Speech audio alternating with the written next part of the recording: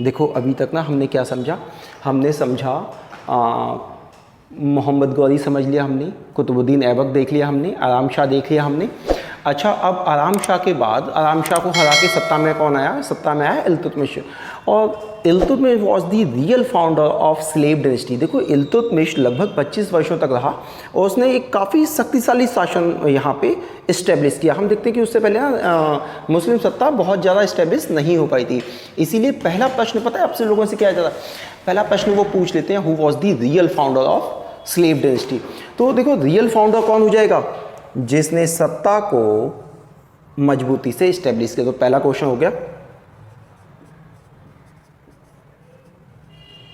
वास्तविक संस्थापक, पहला प्रश्न हमारा ये हो गया। अच्छा, इसका और कुतुबुद्दीन का क्या रिलेशन था देख लो। कुतुबुद्दीन का ये स्लेव भी है, गुलाम है। दूसरा, कुतुबुद्दीन ने अपनी बेटी की शादी भी इससे कर दी है और इसे गवर्नरी दी है बदायूं की। ये गवर्नर कहाँ का है? बदायूं का। तो अब देखो फर्स्ट क्वेश्चन हो गया। Second question, third, he was the governor of Badaun previously. जब ये सल्तनत में आया उससे पहले ये गवर्नर कहाँ का है? बदायूं का। और ये क्वेश्चन बहुत फेमस है। इसके अलावा he transferred his capital from Lahore to Delhi. इसने अपनी राजधानी कहाँ शिफ्ट की? लाहौर से दिल्ली। ये बहुत फेमस है, ध्यान रखना, दिल्ली। क्यों? क्योंकि अब ये पहला मुस्लिम है जो दिल्ली को केंद्र रखकर सत्ता को मजबूत करा। यानी भारत का ही पहला मुस्लिम राजा हो गया जिसने दिल्ली को एज अ कैपिटल यूज करना शुरू किया है। तो he transferred his capital from Lahore to Delhi. Clear?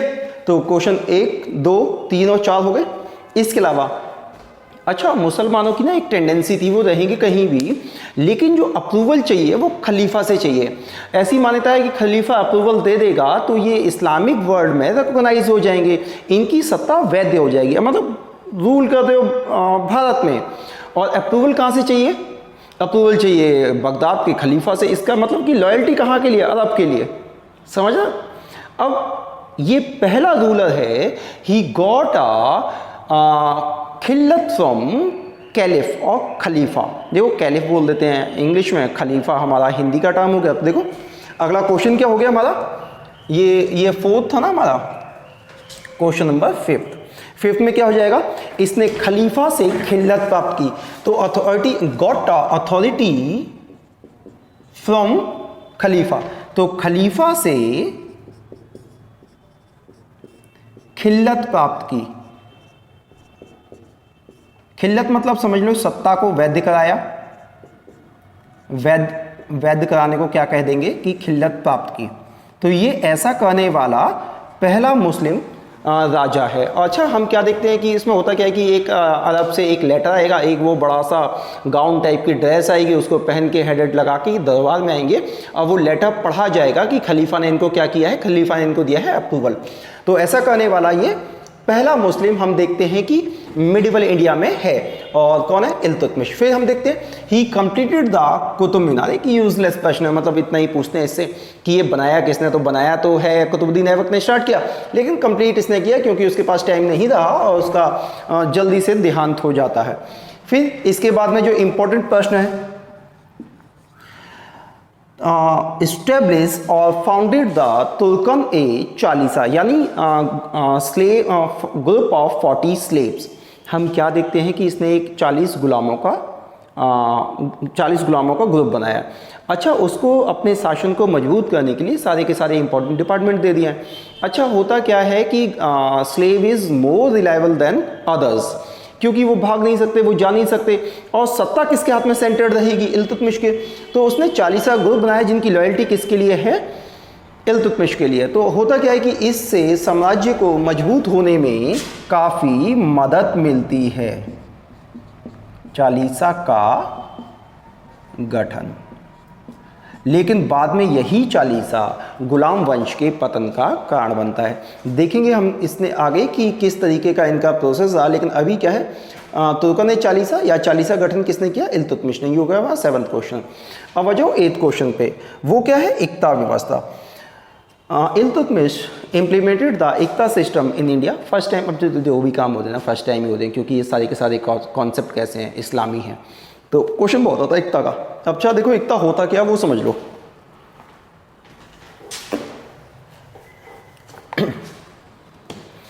जैसे ये गवर्नर है, सॉरी ये गवर्न करा दिल्ली से, इसने जीता आगरा, आगरा जीत लिया। अच्छा आगरा के लिए एक ये गवर्नर नियुक्त करेगा, गवर्नर नियुक्त किया। गवर्नर वहाँ पे लॉ एंड ऑर्डर देखेगा, रेवेन्यू देखेगा, बहुत सारे कामकाज ये गवर्नर के हाथ में सारी पावर है। जो इल्तुतमिश दिल्ली के लिए करेगा वही गवर्नर किसके लिए करेगा? आगरा के लिए। लेकिन नियंत्रण में किसके होगा? इल्तुतमिश के। अब होगा क्या, यहाँ पर बहुत सारी जमीन होगी जिसे खालिसा भूमि में शामिल किया जाएगा, खालिसा भूमि में शामिल किया जाएगा। अच्छा खालिसा भूमि प्रत्यक्ष कंट्रोल में रहती है सेंटर के, यानी कि पूरा का पूरा नियंत्रण खालिसा भूमि पे किसका होगा? इल्तुतमिश का।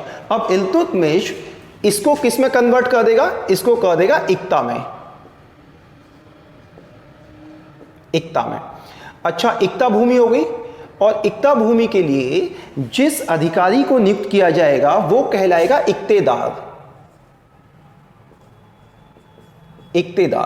इक्तेदार का जिम्मेदारी ये है कि जो खालिसा भूमि है जो केंद्र के प्रत्यक्ष नियंत्रण में है उस पर खेती करवाएगा, उससे जो रेवेन्यू जनरेट होगा वो कहाँ देगा? वो सेंटर में इल्तुतमिश को देगा। इससे इल्तुतमिश क्या हो जाएगा? स्ट्रांग हो जाएगा। तो ये इक्ता सिस्टम कौन लेके आया? इल्तुतमिश। इक्ता व्यवस्था, इक्ता व्यवस्था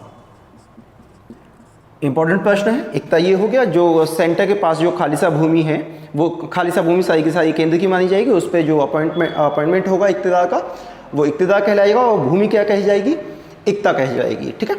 इसके बाद हम देखते हैं कि इसने 2 तरीके introduce a new currency in India. कौन कौन सी है? फर्स्ट है चांदी का टका,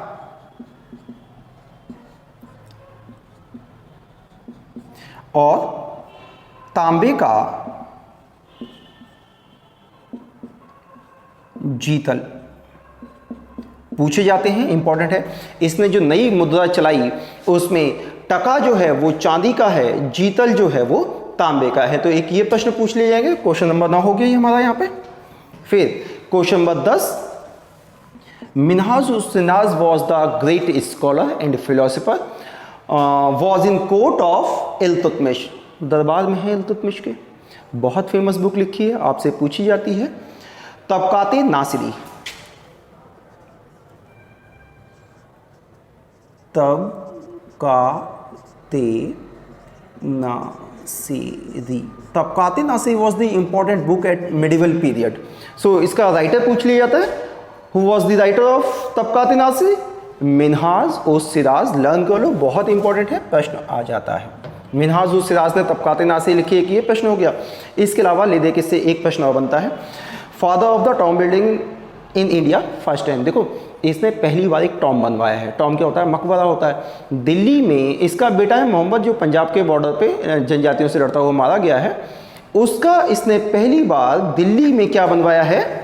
एक मकबरा बनवाया है, जिसके अवशेष अब हमें नहीं रहते। ये कहीं दक्षिणी दिल्ली में था। तो देखो इल्तुतमिश से प्रश्न क्या हो गए? पहला slave and son in law of Qutbuddin Aibak. Number 2 real founder. Number 3 अच्छा 3 एक तो रह गया 11। और एक 12वां प्रश्न हो गया कि फर्स्ट टाइम भारत में मंगोलों ने पहली बार आक्रमण कब किया? During the period of Iltutmish. यानी मंगोलों ने पहली बार भारत पे आक्रमण किया कब? जब इल्तुतमिश था। मंगोलों का आक्रमण। मंगोलों का आक्रमण हुआ? ये प्रश्न आपसे पूछ लेते हैं। हम देखते हैं कि मंगोल एक पावर के तौर पे हमें अलाउद्दीन खिलजी के समय में दिखाई देंगे, लेकिन he made a first appearance in India when Iltutmish was the emperor. Clear? तो एक प्रश्न हमारा ये हो गया। देखो मोटे मोटे ना इल्तुतमिश से आपको प्रश्न क्या करने हैं वो समझ लो, ये तो हो गए सारे। अब आप यूपीएससी भी दोगे ना, एसएससी भी दोगे ना, जो कहानी समझाई है उसी कहानी में से जाना, प्रश्न तो बोर्ड से रहेगा, तो कुछ भी करने की जरूरत नहीं है। बस एक बार कान में लीड लगा के ना इसको देख लो और इसका एक स्क्रीनशॉट रख लेना क्वेश्चन। अब देखो क्वेश्चन समझ लो क्या, जो जिनकी संभावना किसकी है? चालीसा की है। चालीसा आगे इनकी पॉलिसी को प्रभावित करते रहे, तो एक चालीसा पूछ लेता है। कॉइन एंड करेंसी के बारे में पूछा जाता है। मिन्हाज उस सिराज के विषय में प्रश्न आ रहा है, और इससे और कोई बहुत फेमस क्वेश्चन नहीं बन रहा है। तो 1 2 3 हाँ, एक इकता चार प्रश्न इंपॉर्टेंट कर लो, बाकी छोड़ भी दोगे ना तो काम चलेगा, और इससे ज़्यादा प्रश्न बनेंगे नहीं इल्तुतमिश में। उम्मीद है समझ में आएगा। अच्छा, इल्तुतमिश के बाद उसका बेटा है रुकनुद्दीन फिरोज। अब कौन राजा बनता है? रुकनुद्दीन फिरोज राजा बनता है। ठीक है, तो हमें डिस्कस क्या करना है? रुकनुद्दीन फिरोज। डन।